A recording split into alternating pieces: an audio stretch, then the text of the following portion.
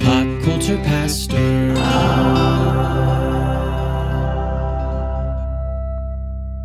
Okay, Cody. Just so everyone knows, maybe this will make it in the deleted scenes. Yes. We were The arguing. director's commentary. We were having a discussion about Elon Musk before we came on the air, but you guys don't get to know what we were talking about. You'll never know. You can figure it out. I won't confirm or deny it. We talk about politics personally, but just not on our pod. And not often personally, because I'm not about that life. Well, there's no point to it. Yeah. Like, there's just no point. Either everyone's as awful as everyone thinks and says they are, Yes. or it's somewhere in the middle and it's not worth talking about anyways because we're all kind of flawed. Yes. Or I just don't care. And yes. We're here because we like doing this pod. We like coming together over things we have in common. And we're kind of proud of the fact that a lot of people listen to this podcast from different backgrounds. Anybody's welcome here, especially if you like pop culture. That's because if you don't, I mean, you're welcome, but you probably won't be all that enthused. Sorry about that. All apologies. Because this is Pop Culture Pastor. My name is Dave. I'm Cody. Cody's here. And we'll just get to the news, which is lacking political stuff. You saw Nosferatu, right? I did. Director Robert Eggers is sticking with the monster genre for his next project. He's going to direct a focus features film called Werewolf, which surprisingly is, or not surprisingly, is a werewolf story. It's literally pronounced W-E-R-W-U-L-F, spelled werewolf. That German? So it's supposed to like take place in the 12th or 13th century. Oh, okay. So it's like Middle English. Yeah. So we're going back a ways. What's interesting, like that's definitely his next project, but there's all these rumors, especially since Nosferatu was kind of successful and people liked it, that he is going hard into a remake of the Labyrinth movie that came out in the 80s starring David Bowie, which... Bowie. Oh, man. Like, I have not seen Nosferatu yet, but I've seen, bits and the clips and stuff, and I thought, oh my goodness, yes and yes. Stylistically, I think that his view will, if he does the Labyrinth, will be amazing. The Labyrinth, like Nosferatu, like if he keeps somewhat close to the traditional original script, might not be everyone's cup of tea. For him, I think you either really like the stories he's telling or you really don't. But you see how good of a director he is, even in the story isn't something you care about. Honestly, he can change a lot of stuff, and I'd still be interested. But I would ask that he keep one thing in the movie, and that's the musical nature of it, and getting someone musical to star in the role of the Goblin King, which is what David Bowie was. So if he wants to make it kind of creepy and less of a kids movie, because it was more of a kids movie, but it was like an 80s kids movie. There was like genuinely kind of like scary parts in it. Yes. Like, a baby gets kidnapped. Like a baby. So it's not devoid of scariness, but yeah, I would ask, it doesn't have to be all Muppety, but please keep the music. Like the music is what Lady makes... Gaga.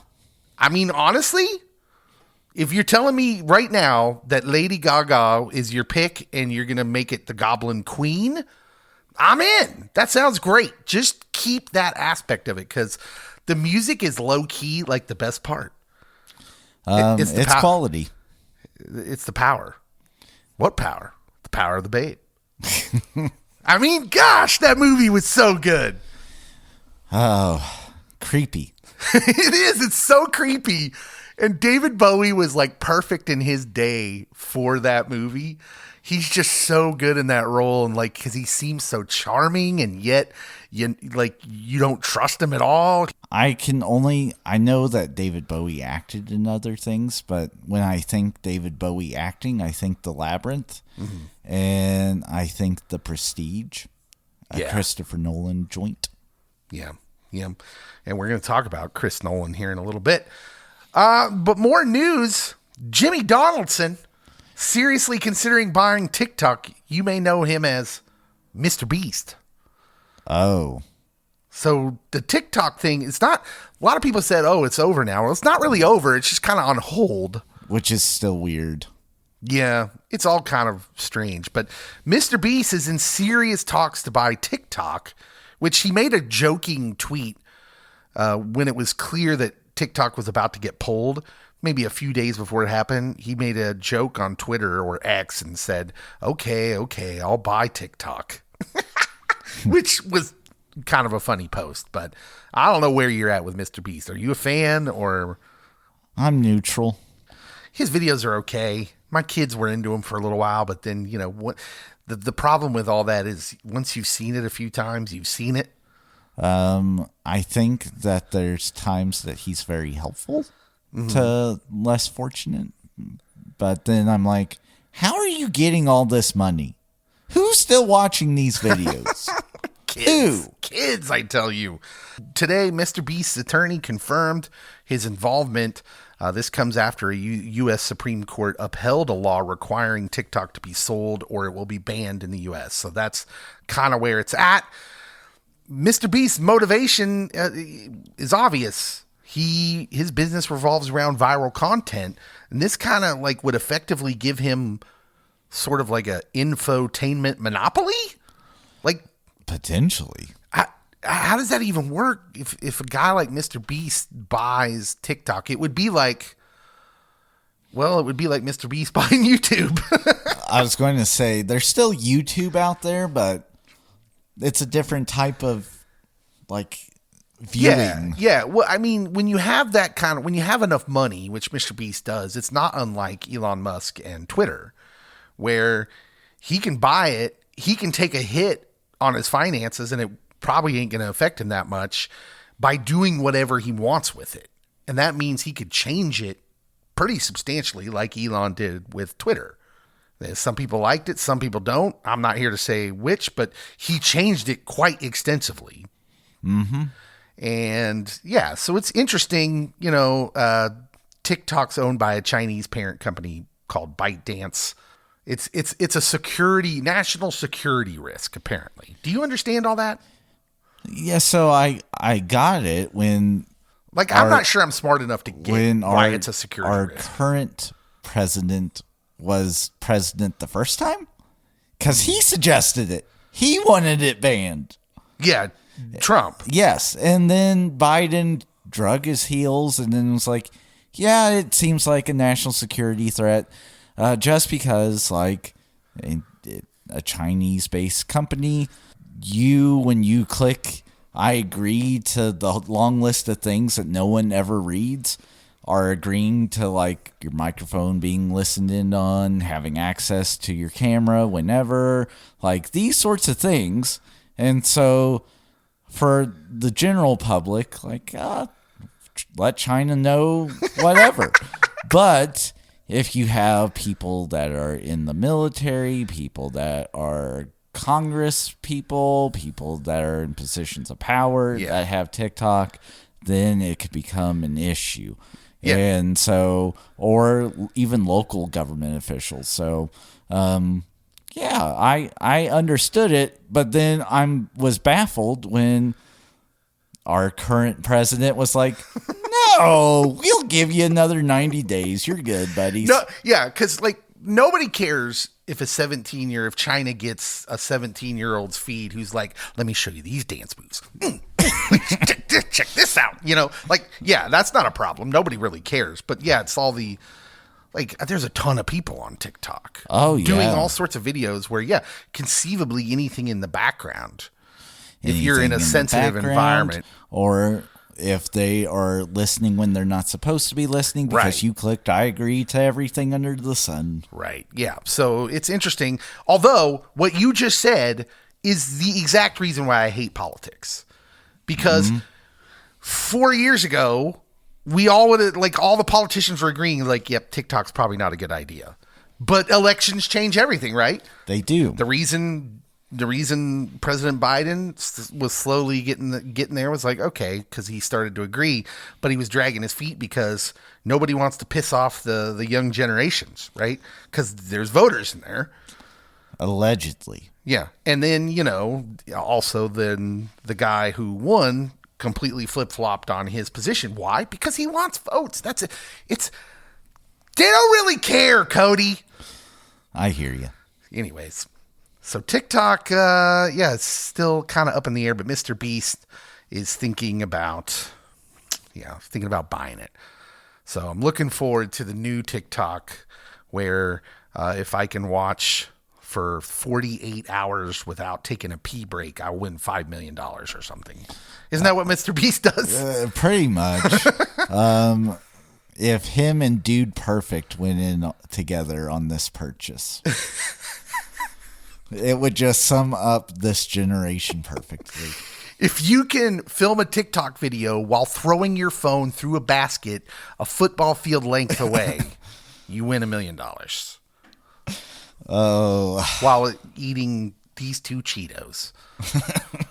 The Razzies came out, the Razzie nominations, which recognize the worst in filmmaking for each year. So it depends on like the year that I'm having, whether I am in support of there being Razzies or if I feel empathetic, like, oh, these people probably tried.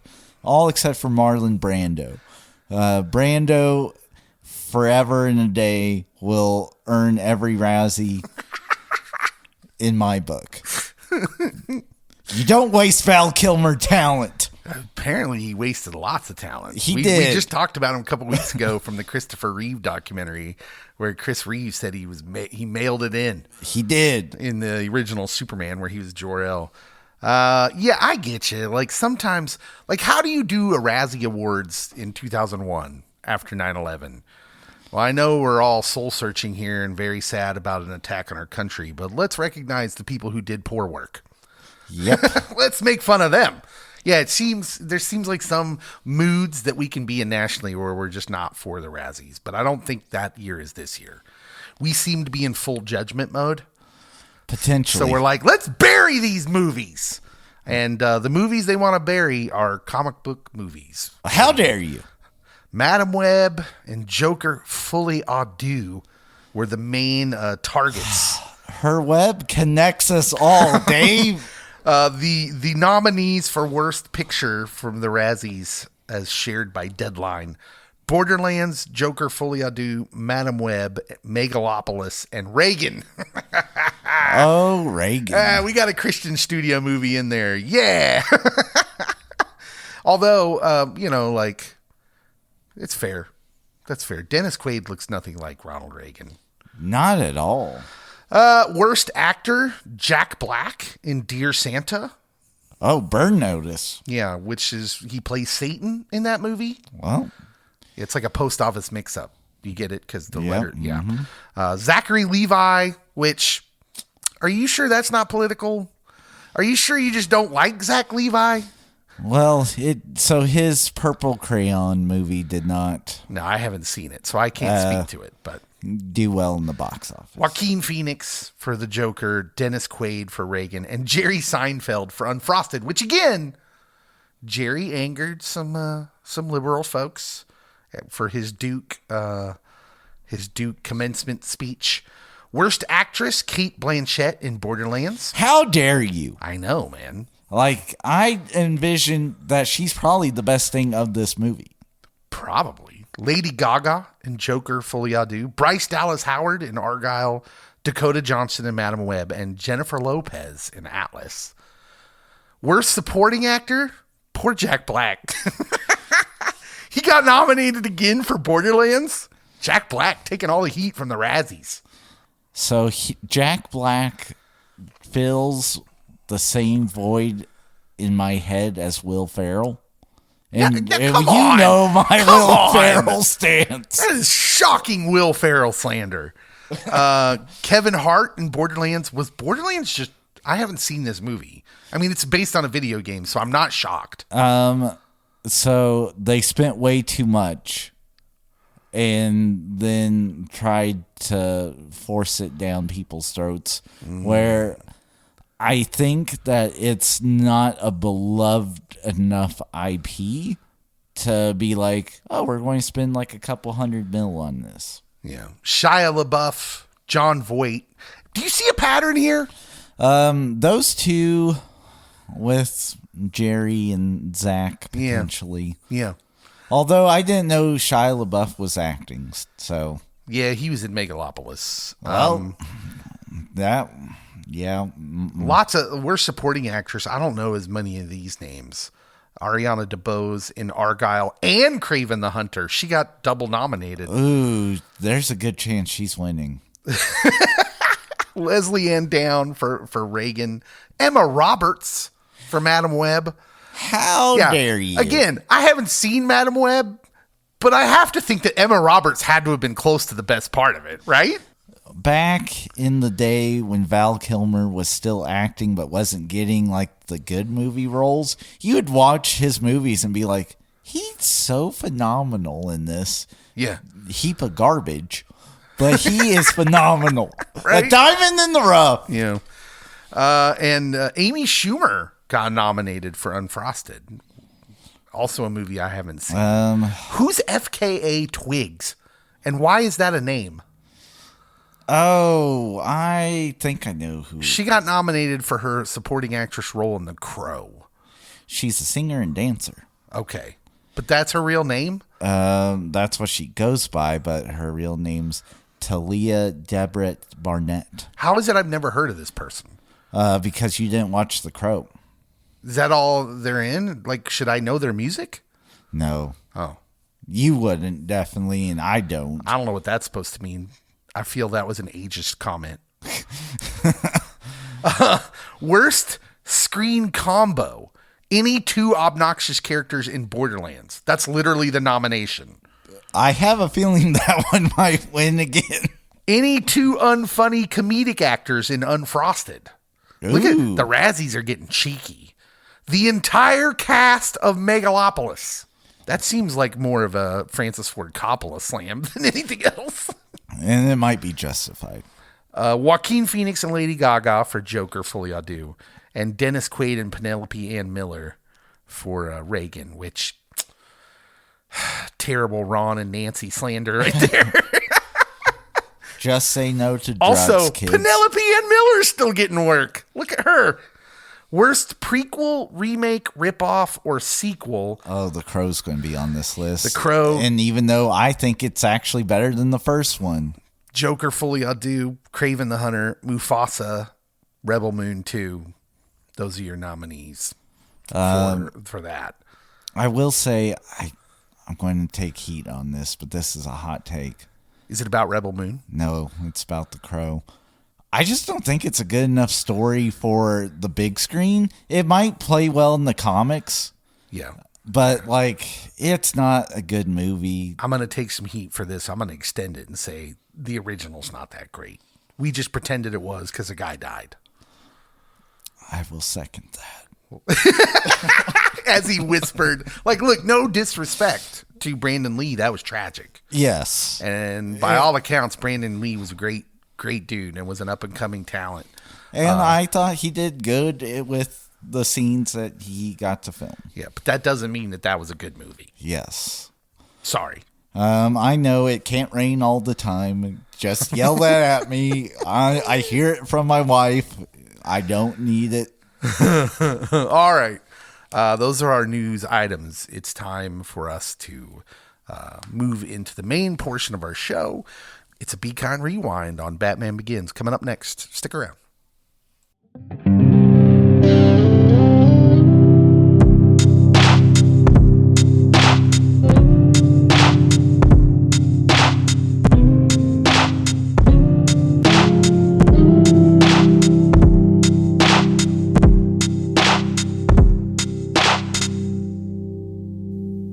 All right, Cody. It's not who you are on the outside. It's what you do that counts. Did I get that right? Did I say that right? I think you're pretty close. Yeah, yeah. It's not who we are underneath, but what we do that defines us. Yeah, it's not who you are underneath. It's so we can get back up. Oh, wait, I messed that up. I'm combining lines. There are quite a few good lines in this. There actually are. I hadn't watched this movie in a... It might be a decade since I have last seen it all the way through. Well, I've watched it a couple times, I know, in the last 5 years or so with my kids, but just to enjoy it.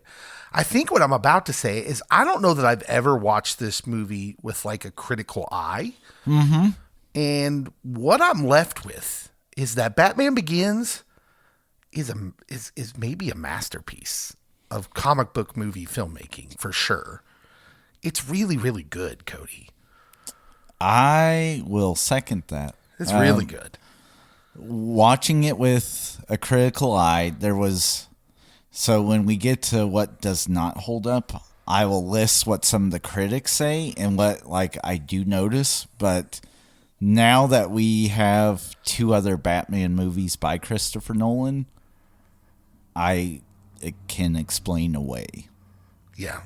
So Chris Nolan initially approached by Warner Brothers to direct a Batman film back when they were trying to develop this.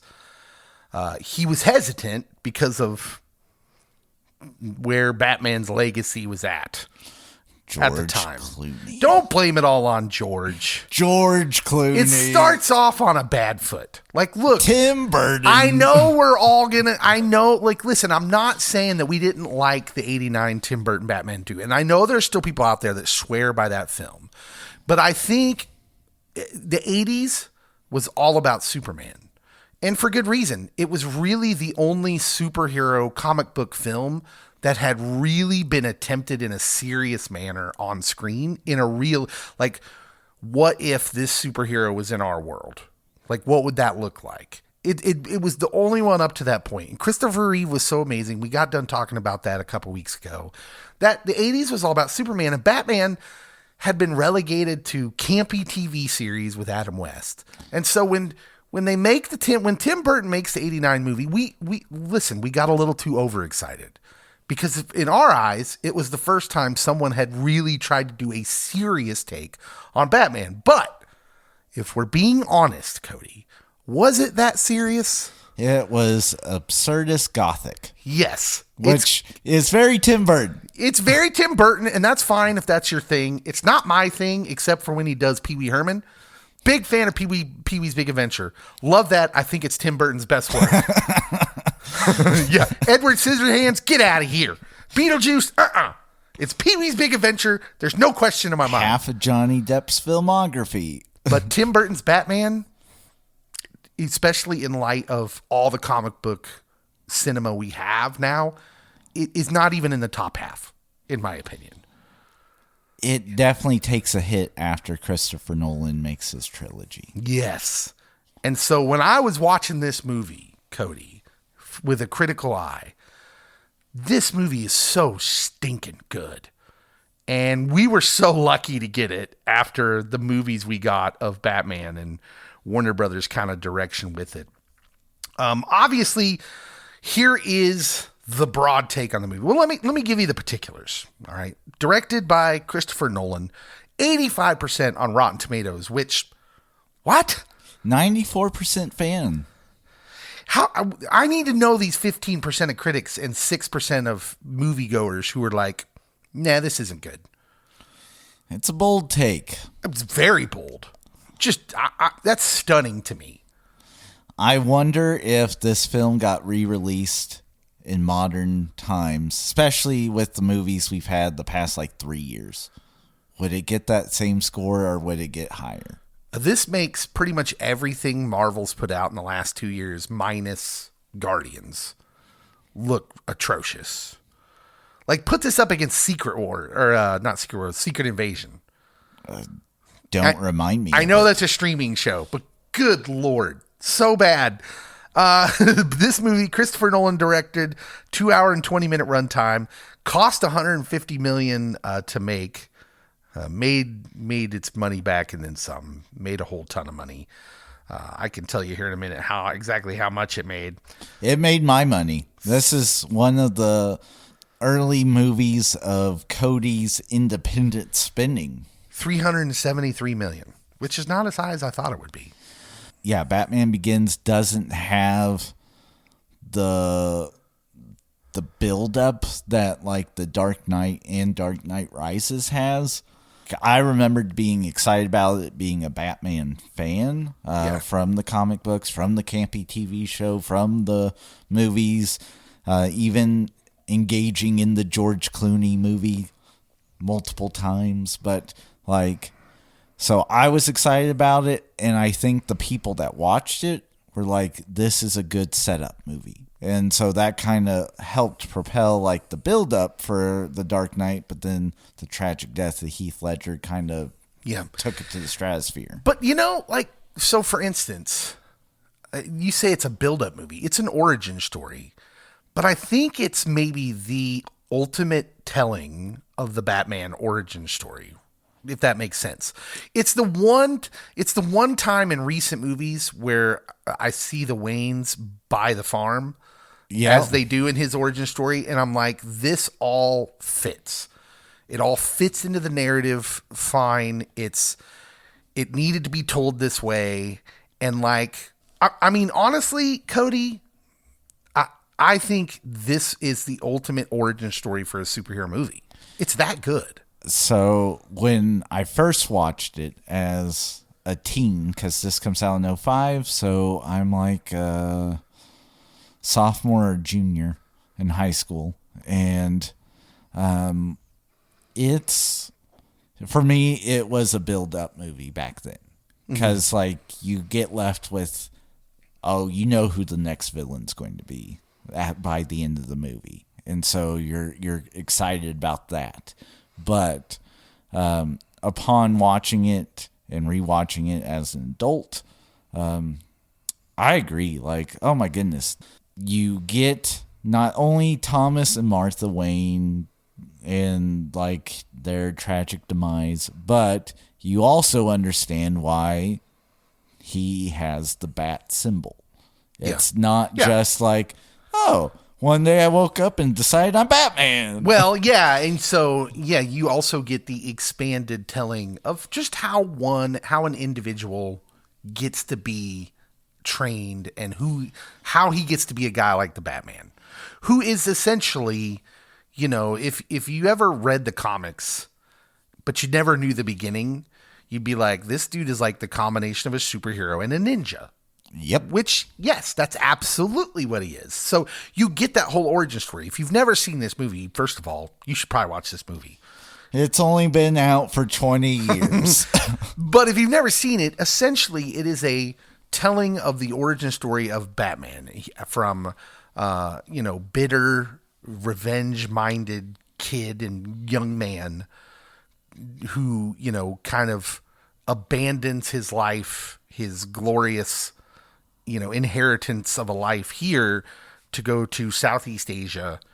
And as he's just running away, but then by chance gets trained by what can only be called a ninja academy, called the League of Shadows.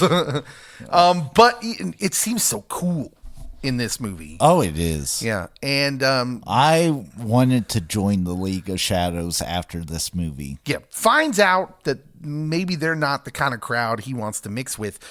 Honestly, that part of the origin introduces the main back and forth conflict of the movie, which is justice versus revenge, right? It does. And so, and you can't have both. They're not the same thing. Not the same thing, as we will discuss later, I'm sure.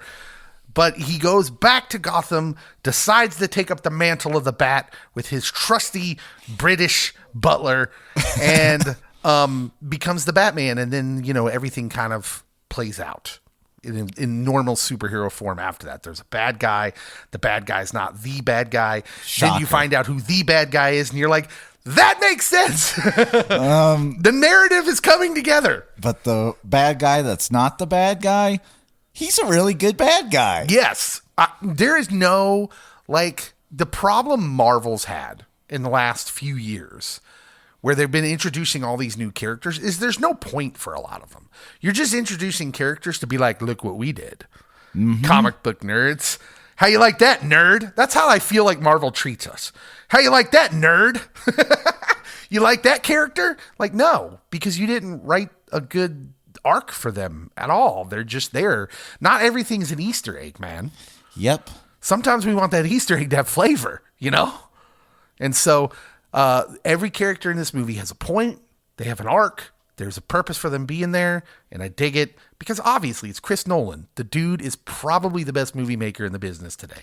My dear friend Marty actually does like Chris Nolan movies. Yeah. And this was to be like, he'd made a couple movies you've heard of by this time, but this was it. This was the turning point for Chris Nolan becoming Chris Nolan.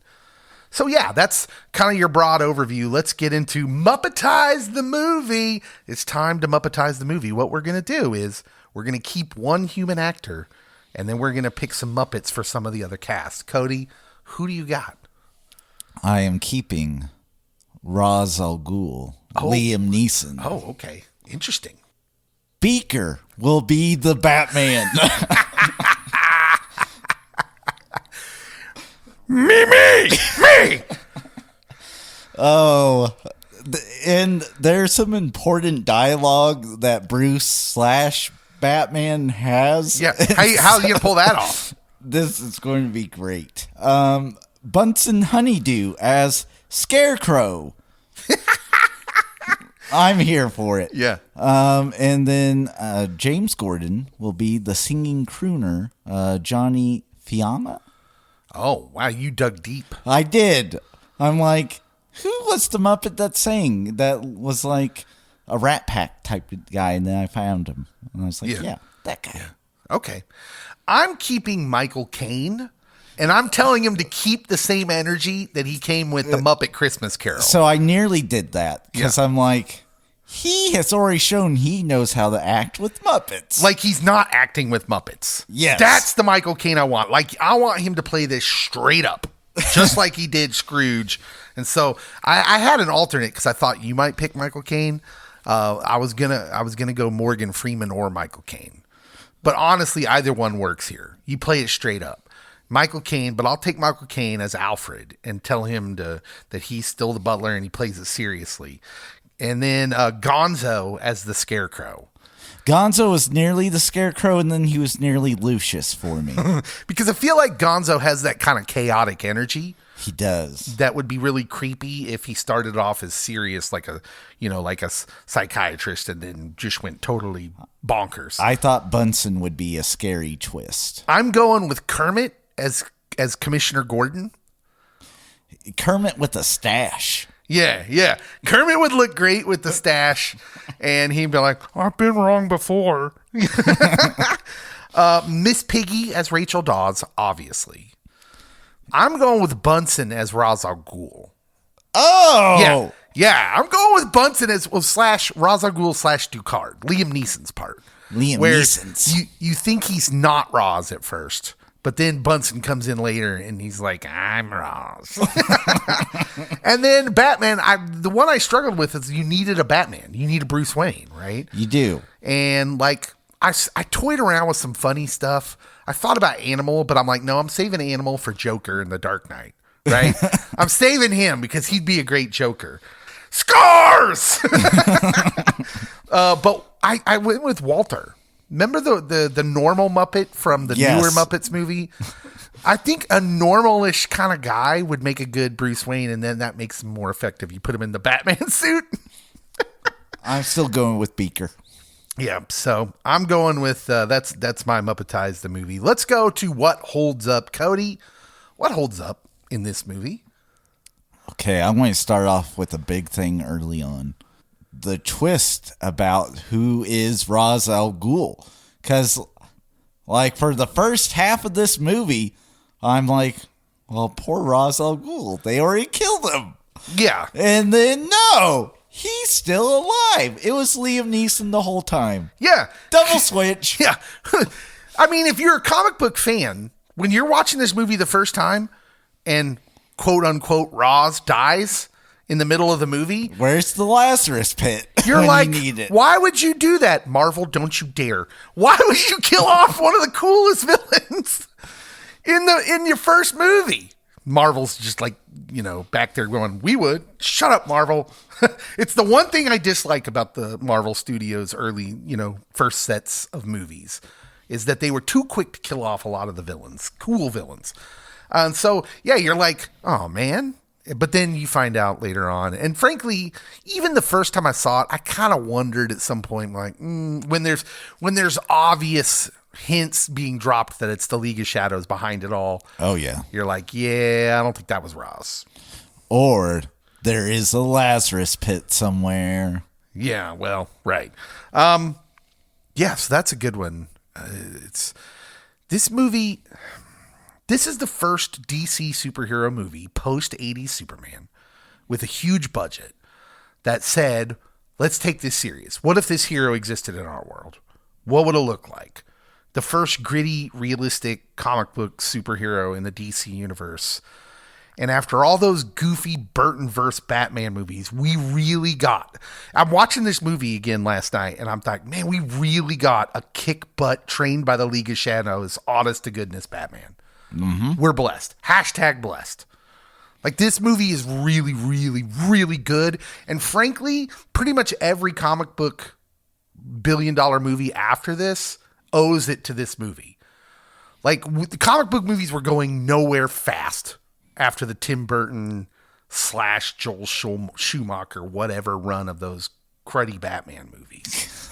And I know some people like those movies, and I saw them all. I'm not going to sit here and say I didn't, but we didn't have a lot of choices. So for me, I will say, like, it legitimizes comic book movies, that they can be cinema and something more than just like a geek culture thing. Yeah, absolutely. Absolutely. So it was very, very good. And I was excited about this when it came out. And as I'm watching it again, I just thought, man, we do not give this movie the due it deserves as far as the world we live in now, where we just get comic book movies every year and don't think anything of it, because it used to be so barren in the comic book fandom world. Oh, yeah. What else holds up? The cast. Oh, my goodness, this cast. Yeah. You got Christian Bale. You got Cillian Murphy. Katie Holmes coming off Dawson's Creek or Party of Five, whatever she was in. Sir Michael Caine. Liam Neeson. This, like, solidifies the Liam Neesons. Like, he gets his daughter taken after this. He becomes Aslan. He does a bunch of cool stuff after this. Yeah, it's weird because we think of Liam Neeson as that Liam Neeson. But to be honest, before this movie, he's not really an action guy. No. And he's not the first choice in this movie. He's my first choice. Are you aware of who the first choice was?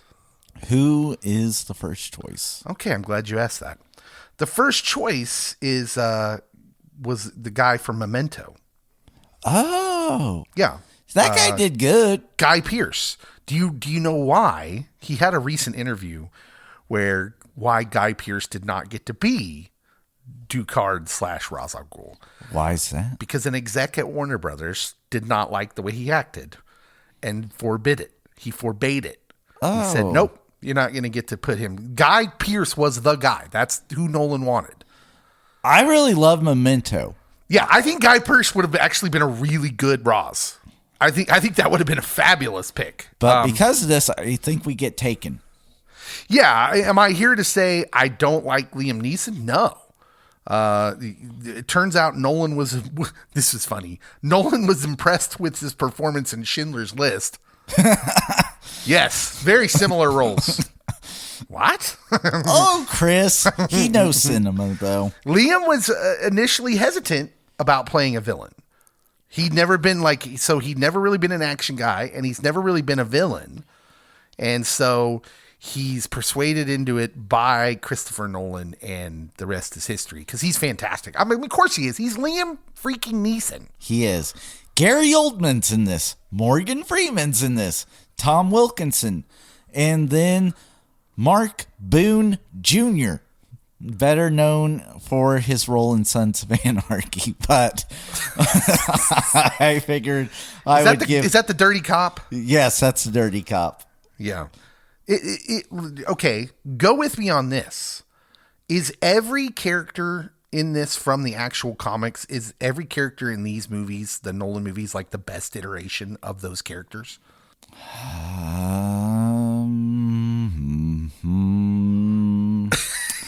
Go ahead and think about it as long as you need. It's not like we're recording anything. I think probably. Now, Rachel Dawes is a made-up character for this movie. Yes. She's very forgettable. I feel that I will say for now, as we are waiting for the Batman 2.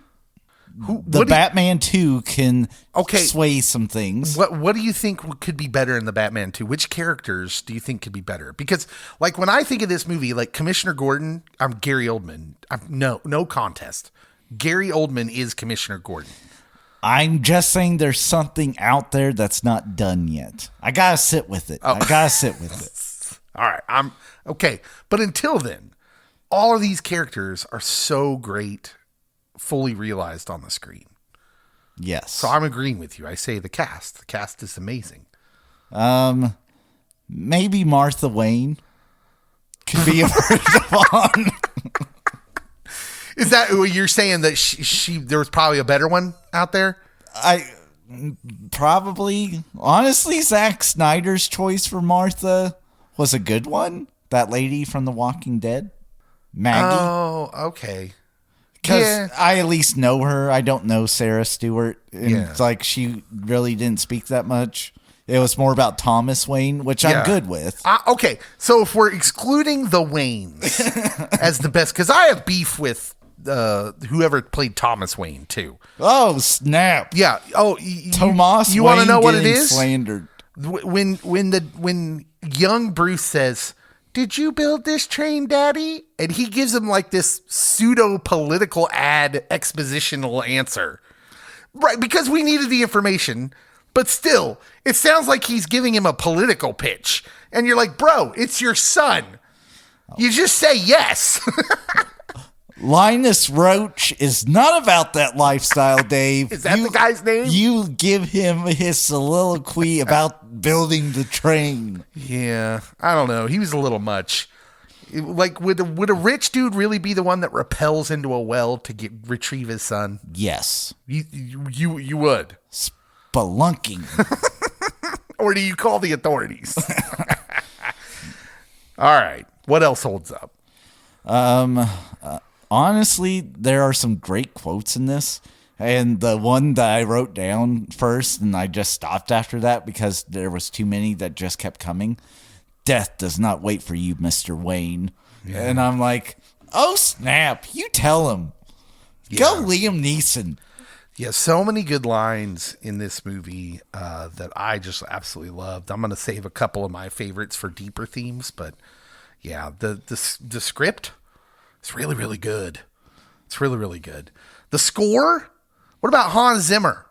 My friend Hans knows how to do the musics. Like, look, we actually thought that if we're going to talk about anything great that came out of the Tim Burton Batman series, was the music. Honestly, that score was dope. Yeah, like that was good, and I remember humming that and playing superheroes in the yard, and that was just good stuff. But this soundtrack, Hans Zimmer really reinvents it, makes it amazing, and it runs through the entire trilogy. Just so good. The story, of course, is spot on. Mm-hmm. We've talked about that. The origin, there's a world where doing a Batman origin story is really boring. We know that. Yep. That it's hard, but Chris Nolan makes it so much about the character of Bruce Wayne, which we don't normally get. And getting that fleshed out actually makes this a great movie. Getting to see how he becomes the Batman, why his motivations led him there. We never get to see Batman as like before he's the finished product. Mm-hmm. We see the Waynes die, and then he just comes back as the Batman. As one does. We get to see him in this movie as the majorly broken young man that runs away. This movie does a good job with the psychology of Batman. Yes, absolutely. And you even get it flushed out through other characters, and especially at the end with Rachel and like, I didn't see the mask, or I didn't know the mask. And I was like, oh, Rachel, you sassy lady. But you're right. That Bruce that you loved is gone. Yeah. Yep. So, yeah, it's just a good movie. Do you have stuff that doesn't hold up? Okay, so I had to look online to find something that doesn't hold up, and I did notice it during this watching of it, but I can explain it away. So what they said that didn't hold up was especially the early action sequences. They're so fast, and it's kind of herky-jerky when they're in the prison and he's beating up the 6 guys or the 7 guys. People are like, oh, Chris Nolan doesn't know how to film action shots. This movie and The Dark Knight, it seems so rapid. It's fast. But when you get to The Dark Knight Rises and he goes up against Bane, it slows down. And what Christopher Nolan has said is that like the fight sequences are from the perspective of the people that Batman's going against. Like Batman's a world-class ninja crime fighting dude. He's literally a ninja. He's going to take down everyday riffraff like it's no one's business. But against someone that's trained by the same individuals who is a behemoth in Bane, it slows down. And then when Batman finally tears Bane's hose and Bane's feeling all the pain at the end, the action sequence speeds up. Yeah. So it is deliberate why the action sequences seem fast or slow. There's a reason and a method to the madness. Well, there's also the reason that any athlete would tell you too, which is, and Christopher Nolan does a great job throughout the entire trilogy of showing the wear and tear on Bruce himself. Yes. Like, yeah, he's going to slow down. And they do a good job in Rises talking about like, oh, this knee injury. Yep. Like, I haven't seen something like this since combat vets. We've already talked about it, but would Guy Pearce have been a better than Liam Neeson, been a better Roz than Liam Neeson? Oh, it definitely would have been a different one. Yeah. Liam Neeson just brings like this nobility and gravitas to just about any role. Yes. So it would have been Guy Pearce, I imagine, would have been way more subtle, but it could have been better because the one thing, if I'm nitpicking, the one thing about Liam Neeson's performance as Ducard is I don't buy that he's a henchman almost from the beginning. Like he has to be the top right-hand man. Yes. At bottom level. Like he has to be there. Yeah. It would have been a better twist if it was more subtle, which you can't really be with Liam Neeson. He's just Liam Neeson, which, true story, he was a teacher I could see in that. his younger days, and a student brought a knife, and like he had to disarm the student, so he did get physical with them, and that cost him his job, but theoretically he might have saved some lives. So, wow. He actually is somewhat action-y by himself. Okay, who's the better Rachel? Is it Katie or Maggie? So, Katie Holmes, Maggie Gyllenhaal. I go Katie, but I go with the character that they set out for her. Yeah. Because it's completely different. In Maggie, I was rooting for her demise quickly. And I really like Maggie Gyllenhaal in Donnie Darko. That's like the go-to Maggie Gyllenhaal movie for me. Yeah. But like her as Rachel, I'm like, save Harvey Dent. Save Harvey. Choose Harv. Oh man, that's harsh. Do you have anything else that doesn't hold up? I got a couple things.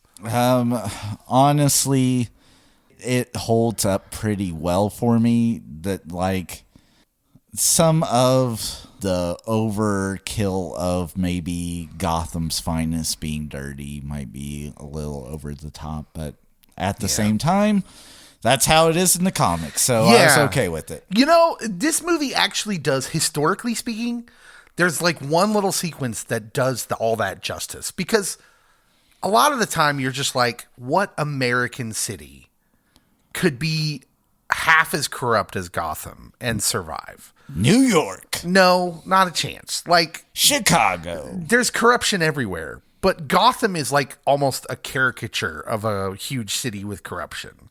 Like the thought of almost every cop but one or two being under the thumb or bought out by a crime boss. Like it's just, and then the city itself is just a cesspool. But there's the whole explanation of the League of Shadows by Liam Neeson's character about how through history they've been the ones. They sacked Rome. Anytime, and Rome like gets pretty corrupt. That's like the downfall of the Roman Empire. We toppled London. Yeah, and so like it fits, but when Liam Neeson said that line, I'm like, Gotham is Sodom or Gomorrah. Pretty much. Have you heard of the infamous Nickelback trailer? No. Oh, buddy. Let me tell you, this exists. I'm pretty sure I remember seeing it. It was a TV. It was a trailer made for the TV, like a commercial. Yes. And it's a trailer for this movie set to Hero? Nickelback's Someday. Oh, so not even okay. No, it's so laughable. It's hilarious. You watch it now.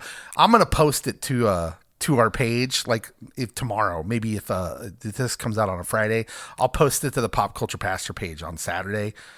It's hilarious. It's like right out of the CW. But you got to remember, Smallville was kind of huge at this time, and like it makes sense. And that Katie Holmes is coming off whatever show's fame that she was in. It like contextually, I can say it makes sense that they would try to appeal to those audiences, but it is so cringe and hilarious now. I'll post it because you got to see it. It's amazing. Also, a reporter. Let me set this up because there was one part of the movie where I cringed a little bit. Okay. And it's the scene where it's like when Batman's first night.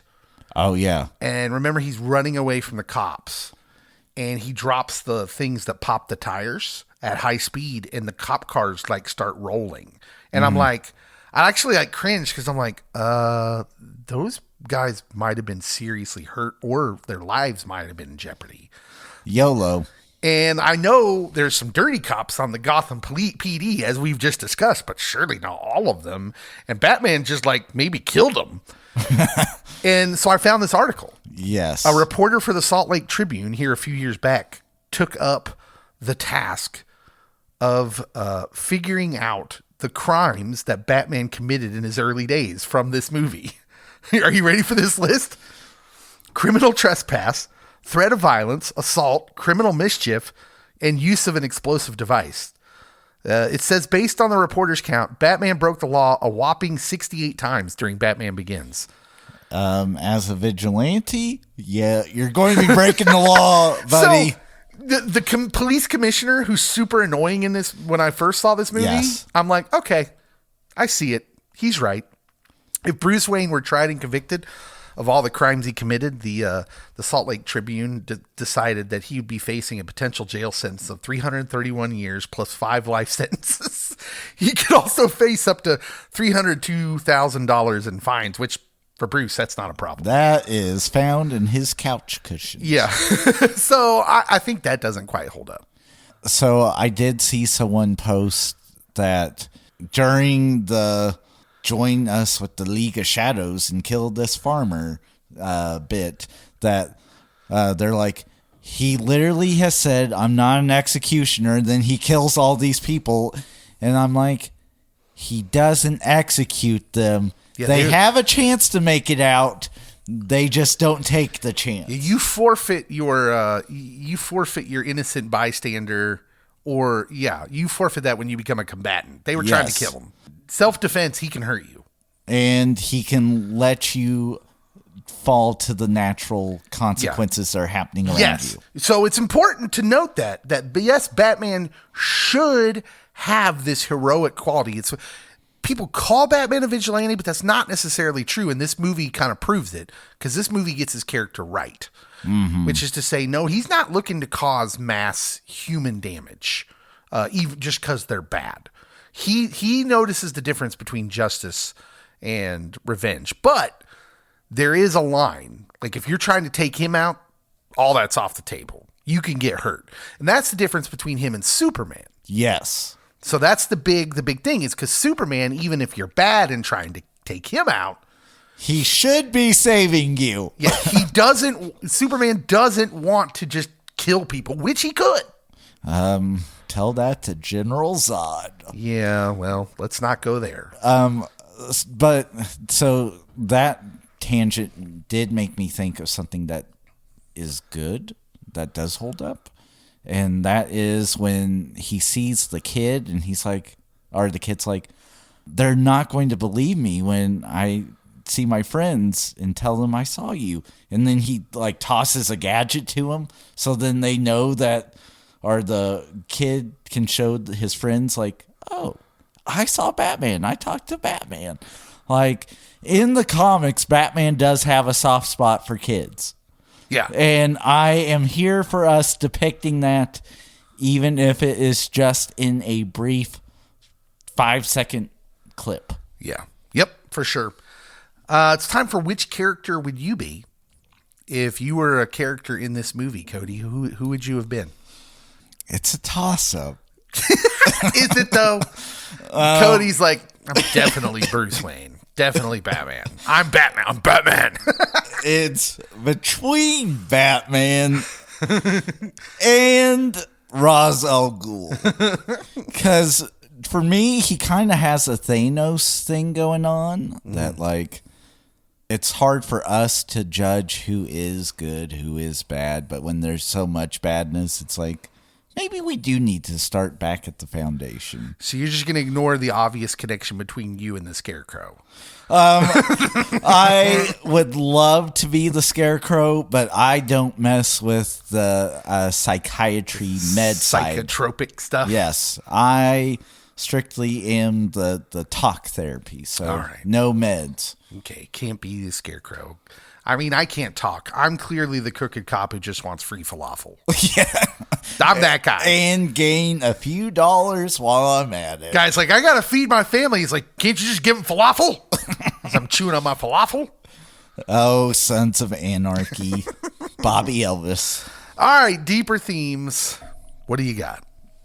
Do you got anything? Or do you just want me to kind of lead us in? You lead us in, because I imagine we'll overlap and you do a better job explaining. I'm going to lead in with 2 quotes. To me, this movie comes down to 2 quotes that really sum up the conflict inside Bruce Wayne that he goes from and to in this movie.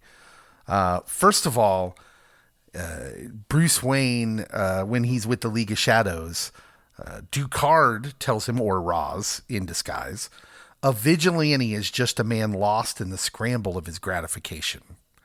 Ooh. So that's Ra's saying why they're not vigilantes, because that's what Bruce says. Bruce says, no, you're a vigilante, which is rich, because at that time, Bruce is still wanting to be a vigilante, but he's slowly getting worked over. Yeah.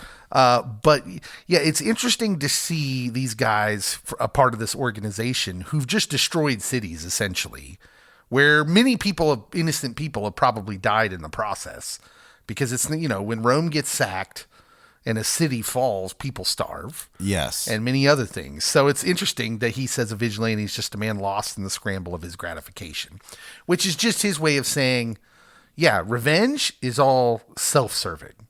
It's to make me feel better, which is what Rachel says to him, right? Oh, Rachel. Justice is about harmony. Revenge is about making yourself feel better. Now, what I love about this, because we've talked about this before, biblically speaking, when the word that we translate into justice in the Bible, or justification, is brought up, that is literally what the old Hebrew meaning of the word was a back to the way it should have been, unbroken. So Yes. harmony is a great word for justice. But that's kind of the theme of the whole movie, really, which is the theme of a lot of Batman stuff, to be honest. It should be. If you're getting to the heart of Batman, and I'll throw in another quote that kind of goes along with it. Also back when with Henry Ducard, a.k.a. Ra's al Ghul, your compassion is a weakness your enemies will not share. And that, like, yeah, there should be something that separates us from the people that we might not see eye to eye with, and that is compassion. Yeah. So now we get in, this isn't just biblical stuff now. Now we're getting into Jesus stuff. Yes. Because Jesus says that, like, there's a power. He's always talking like that there's a power bigger than worldly power. It's kingdom power. But it doesn't look like power to the world. And so, of course, the League of Shadows would say, yeah, walking through suffering with someone, losing with them, that's not power. And yet, Batman doesn't agree with that. He says, no, yeah, I'm going back to Gotham, and I know it's a cesspool, and I'm gonna suffer. It's gonna hurt. I'm not gonna allow. I can't let anyone close to me because I can't have real relationships because they'd be in danger. Like, it's literally co-passion, walking alongside someone in suffering. We talked a lot about this in the Christopher Reeve episode. We did. In the documentary. So I'm glad you brought up that line, because when he said that, I remember thinking, yes, Roz, but you don't get it. Henry had some great lines. Some of them were like great jabs at Bruce, but then some of them were like, okay, like you don't get like the full picture, but you were setting up something amazing. Yeah, it's good stuff. I love it. Any good Batman movie should have that theme running through it. Who's the winner of the movie? So I chose him to stay in the Muppetized movie. I will choose him for the winner of the movie just because of what happens post this movie, and that is Liam Neeson. Yeah, his career, if there's anyone besides the guy that I picked, it would be Liam Neeson. Because Christian Bale, I mean, this does take him to another level, but he was on this path. Yeah, like he was never not going to be that guy. But Liam Neeson's career kind of gets extended and changes after this. He becomes like action box office star, and then you're like, oh, he made serious movies before? Yeah, that's weird. He was in mostly dramatic stuff, which, like, it's so interesting to think Taken probably would have never happened if he doesn't do this role. Taken 2 and Taken 3 definitely wouldn't. Well, did we need those? Probably not. Everyone got his skills by the end of the third one. You're going to be taken again. I'm going to go with Chris Nolan simply because if you look at the movies he directed, you got Memento in 2000, which got a lot of buzz. Oh, I loved that movie. Yeah, there was a lot of people that talked about that movie. It was such an interesting movie about the way it was filmed. Trippy. Oh, yeah, so trippy. Yeah, the way the story is presented. But then he does, in 2002, he does Insomnia, which people have heard of, but not nearly as big. Then he does this movie, Batman Begins. Let me tell you the next 5 movies he does after this. Okay. The Prestige. Love that one. The Dark Knight. Love that one. Inception. Love that one. The Dark Knight Rises. Love that one. And Interstellar. I'm due for a rewatch of that one because the first time I watched it, I didn't care for it, but there's enough people that are like, "You're missing out, Cody." Yeah, I think it's fantastic. Those movies are like some of the best movies of the 2000s, to be honest, of the 21st century so far. NASA has people watch Interstellar to study black holes. Yeah, it's that run he goes on is why we know him as Chris Nolan. Now, that's when he became Chris Nolan, and this movie was the beginning of it. Yes. That's a solid choice, and probably better than mine, but someone needs to say Liam Neeson. Who's the loser of the movie? Oh, this is tough. No, it's not. It was easy for me. I'll let you go first as I think about it even longer. I want you to imagine a grave digger. And he's digging a grave. They're pounding the nails onto the top of the coffin because it's an old style. It's like 1800s coffins in my mind. And in the coffin that they're laying to rest is Tim Burton Batman movies. Oh. This movie is the last nail in the coffin of Tim Burton's Batman contributions that up to this point had been like, well, it's the only serious Batman we got, so we'll take it. But this movie destroys all that and makes us see the Tim Burton Batman movies for what they are, a very trippy, elseworldish, what-if kind of Batman. He's never, like, Michael Keaton's great. Like, he's the best part of the 1989 Batman movie, the Tim Burton Batman movie. But that whole world, that whole universe, when you put it up next to these movies especially, like, because I think we would have, if they never made another Batman movie after the Tim Burton Batman movies, we'd be like, yeah, they're good. They're all right. But it's when these movies come along, we're like, they're junk. And I'm okay with that. I'm okay with the retroactively saying, okay, they're not as good as we thought they were just because we were starving for serious Batman. Oh, I'm so tempted to do a hot take with other comic book movies that are out around this time. I know that there are people that argue with me on that love the Tim Burton stuff. Well, I was going to say that Spider-Man's trash compared to this, but I'm not doing that. That's a low blow and uncalled for. It's not trash. It's different. It's trash. No, it's not. Spider-Man's a completely, the feel of that character is completely different, but at Batman, the same time, the story does not engage me. Like, look, before you do your lose of the movie, let me say something real quick.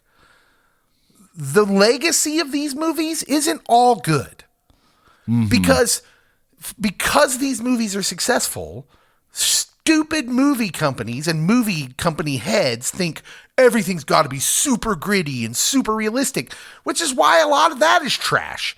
And even some of look, I liked the Batman movie with Robert Pattinson, but I also remember saying, how gloomy can we get? We can get gloomier, Dave. You don't know Gotham like I do. I think half the reason Marvel Studios, the MCU, takes off is because it was refreshing after the Nolan Batman stuff, and then the Sin City, the handful of copies of trying to get that gritty feel. Watchmen. Yeah. 300. I think the reason the MCU hits is because there's light in it. It's joyful. Well, I will say it looks like my friend James Gunn is making things a little brighter in DC world. I'm here for it. I nearly said Decoy Ra's al Ghul. He's like a big actor too. He's somebody. Yes, Ken Watanabe. Ken Watanabe. Yes, that's a better way to pronounce it. He goes on and gets to do Inception. So I'm going to go with the loser of the movie being Mark Boone Jr. because now I think of him as a dirty falafel-stealing cop. I mean, that cop is in every Batman movie, though, for reals. Like, that guy is just a part of every Batman story. He plays Flass in this movie. But what was he in the Burton ones? Was it Trask? It's like the names have to rhyme. The dirty cop, of which pretty much everyone in Gotham apparently is dirty, but yes. Yeah. We'll just go on. All right. How many tumblers out of 10 are you giving this movie, Cody? On rewatch. Rewatching this movie, it did make me want to double down on if I had all the monies owning a tumbler. You and Joe Burrow. Yep. I feel it has to be a 9. Yeah, I'm really tempted to give this a 9.5. I think it's that good. I enjoyed it the most I've ever enjoyed it watching it this most recent time. I was going to say it aged like a fine wine. And I'm for here me. I'm actually going to say something here that you might have beef with. Uh-oh. I think it's better than The Dark Knight. Especially, now hear me out, especially as a story. I think the story of Batman Begins is much better, more well done, much more congruent and continuous. Like it makes sense from beginning to end. It's just good. I think The Dark Knight is raised by an exceptional performance by Heath Ledger as the Joker. So No less a great Yes. movie. It's just different, but I think the story of this movie is actually better than The Dark Knight. So part of me thinks that when you have the Joker as the villain, there's going to be just some weird chaos. That's not going to make sense because the Joker doesn't make sense. And I will say that the Dark Knight benefits from all the heavy lifting that this movie does, fleshing out Bruce's storyline. And I'd never thought about it. You know, I think something you said that made a lot of sense there. The villain itself plays a role in the feel of the story. I'd never really thought of that before, but you're absolutely right. The League of Shadows would be old school. That's old world villainy. yes, Which is like, look, old world warfare was you line up your armies within plain sight of each other and you start lobbing back and forth. this is guerrilla warfare, It's baby. very orderly and makes sense in their minds. And then the Joker is played by Heath Ledger's very 21st century villain. It's ahead of yeah. its. I think it was. I know it's in the 21st century, but that is a 21st century villain. Chaotic, razor sharp, but also doesn't matter. Like Just a dog chasing tires. yeah, he's so imbalanced that So it never occurred to me that part of the chaoticness of that story in that movie is due to the villain too. Like, doesn't have to make sense. He's that kind of villain. So I think that's good. Hey, what did you think of Batman Begins? Have you watched it recently? If not, you should probably go back and watch it because it's really good. And tell us your opinion. Tell us what we get right, what we get wrong. Let us know on the social media posts for this. As always, thank you so much for being a listener of this podcast. And make sure and subscribe and follow us on social media, Pop Culture Pastor, and give us the reviews because reviews help us as well. We'll see you next time.